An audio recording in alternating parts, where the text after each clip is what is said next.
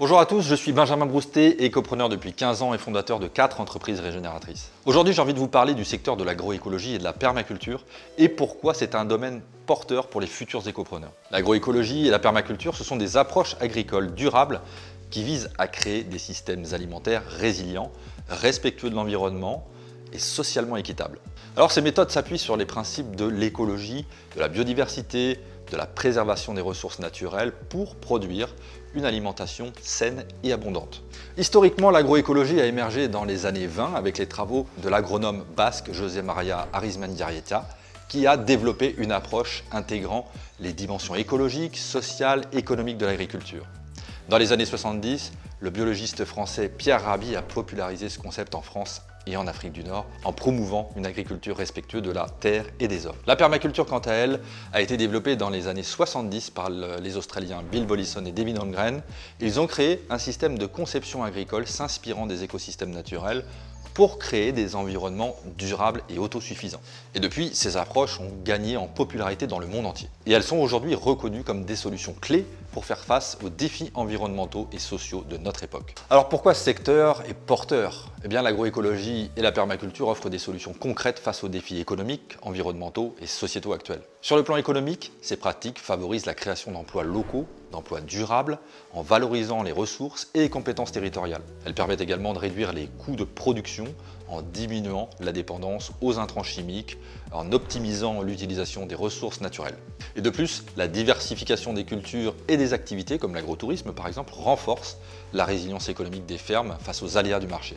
Sur le plan environnemental, l'agroécologie et la permaculture contribuent à la préservation de la biodiversité, à la régénération des sols, à la lutte contre le dérèglement climatique, en favorisant la diversité des cultures, en utilisant des techniques comme les couvertures de sol, le compostage, les associations végétales.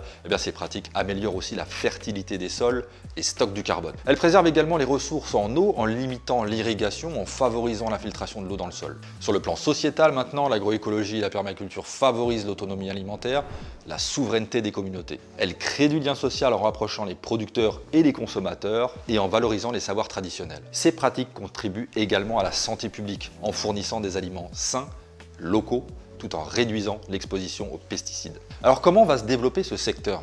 La demande pour les produits issus de l'agroécologie et de la permaculture va continuer à croître dans les années à venir pour plusieurs raisons. En un, la prise de conscience croissante des consommateurs quant à l'impact de leur alimentation sur leur santé et sur l'environnement. Il y a de plus en plus de personnes qui recherchent des produits biologiques, locaux, éthiques. En deux, les politiques publiques favorables à l'agriculture durable comme le Pacte vert européen qui vise à atteindre 25% des surfaces agricoles en bio d'ici 2030 ou le plan Ambition Bio 2022 en France. En trois, l'urgence climatique et environnementale qui pousse les gouvernements, qui pousse les entreprises et les citoyens à soutenir des pratiques agricoles durables et résilientes. Puis en 4, l'évolution des modes de consommation avec le développement des circuits courts, de la vente directe, de l'agriculture soutenue par la communauté comme les AMAP. Et puis en 5, au niveau des chiffres et des prévisions liées aux chiffres, selon une étude de la Fédération internationale des mouvements d'agriculture biologique, le marché mondial des produits biologiques a atteint 106 milliards d'euros en 2019 avec une croissance annuelle moyenne de 12% depuis 2000. D'ici 2027, ce marché devrait atteindre 272 milliards de dollars. En France, la surface agricole utile consacrée à l'agriculture biologique a dépassé 9,5% en 2020 avec un objectif de 15% dans les années à venir. Voici maintenant quelques exemples prometteurs dans le secteur de l'agroécologie et de la permaculture. Alors bien sûr, cette liste est loin d'être exhaustive et il y a de nombreuses niches dans ces secteurs à découvrir. Mais on a par exemple l'agroforesterie. Cette pratique consiste à associer des arbres aux cultures ou à l'élevage sur une même parcelle. Elle permet de diversifier les productions, de protéger les sols contre l'érosion, de stocker du carbone et de préserver la biodiversité. Selon le World Agroforestry Center, l'agroforesterie pourrait séquestrer jusqu'à 9,28 gigatonnes de carbone d'ici 2050, tout en fournissant de nombreux services écosystémiques. En deux, l'aquaponie. Cette technique combine l'aquaculture, l'élevage des poissons, et l'hydroponie, la culture de plantes sans sol, dans un système symbiotique.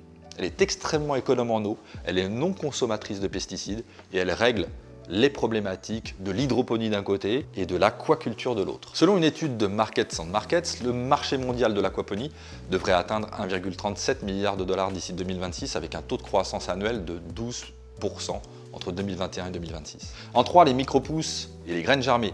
Ces jeunes pousses sont riches en nutriments, très prisés par les consommateurs soucieux de leur santé, et donc le marché mondial des micro-pousses devrait atteindre 2,89 milliards de dollars d'ici 2027 avec un taux de croissance annuel de 10% entre 2020 et 2027.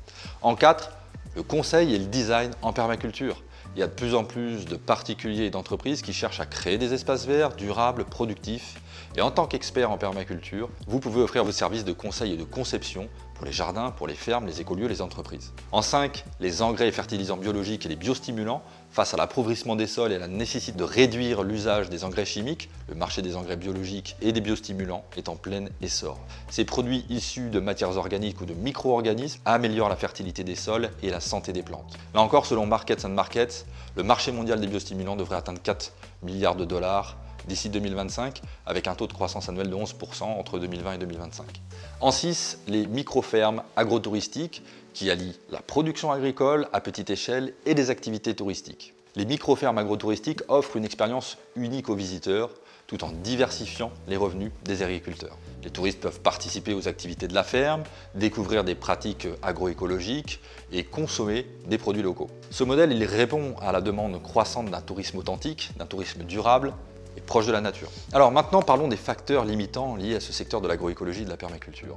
Malgré le potentiel prometteur de ces secteurs, eh bien, il y a des facteurs qui peuvent freiner le lancement d'entreprises dans ces domaines. Tout d'abord, sur le plan réglementaire, l'accès au foncier peut être un obstacle pour les porteurs de projets en raison de la pression foncière et de la spéculation sur les terres agricoles. Sur le plan économique, les investissements initiaux peuvent être conséquents, notamment pour l'achat des terres, de matériel ou la mise en place d'infrastructures écologiques. Et les entrepreneurs doivent également faire face à la concurrence des produits issus de l'agriculture conventionnelle, souvent moins chers. Sur le plan technique, la maîtrise des savoirs agroécologiques et la gestion de la complexité des écosystèmes demandent une formation et un accompagnement spécifique. Et enfin, sur le plan social, les projets agroécologiques peuvent parfois se heurter à quelques résistances de la part du voisinage ou de la profession agricole qui peuvent voir d'un mauvais œil certaines pratiques alternatives. Ces facteurs limitants, si on a un état d'esprit entrepreneurial, évidemment, sont largement dépassables. Maintenant, voyons les facteurs facilitants de ces secteurs. Donc il y a de nombreux facteurs facilitants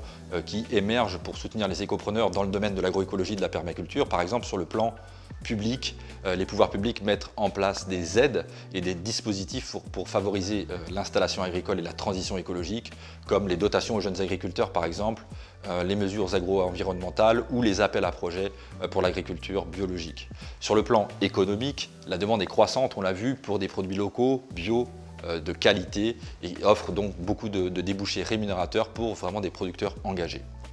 Sur le plan social, le développement des circuits courts, des AMAP, les plateformes de financement participatif permettent justement de générer du financement et des liens directs, solidaires avec les consommateurs. Et enfin, sur le plan technique, ce qui contrebalance ce qu'on a vu précédemment, les progrès de la recherche agronomique et l'essor du numérique ouvrent de nouvelles possibilités pour optimiser les pratiques agroécologiques, comme par exemple l'agriculture de précision, des outils d'aide à la décision ou des capteurs de suivi des cultures, etc.